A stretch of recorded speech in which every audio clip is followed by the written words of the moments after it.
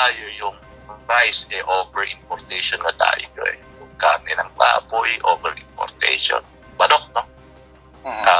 Pero itong sibuyas,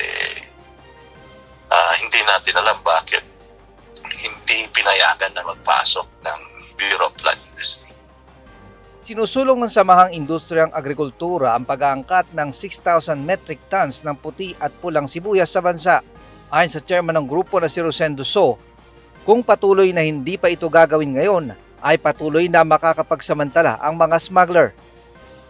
Sa mga inikot na supermarket ni So, may mga nakita daw siyang mga imported na sibuyas.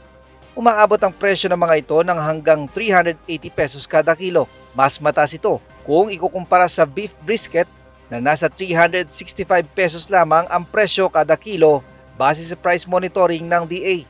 Ayon kay So, posibleng umabot pa ng 500 pesos ang kada kilo ng sibuyas kung hindi mag-aangkat ang bansa.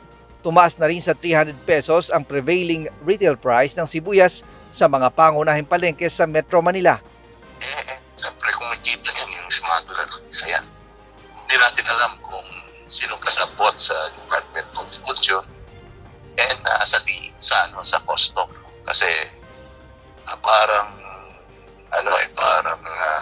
i-insist nila na may stocks pero wala naman na tayo nakikita saan sila kukuha.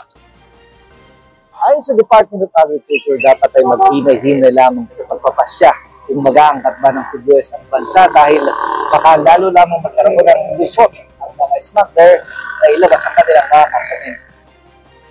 Sabi rin ng ating pong mga kasama sa civil society, mag-import ng regulated, konti lang. But yung konti na yan, baka dumami. Pag issue mo pa lang ng import permit, baka sa paligid lang yung mga sibuyas yan, lumabas sa ating market.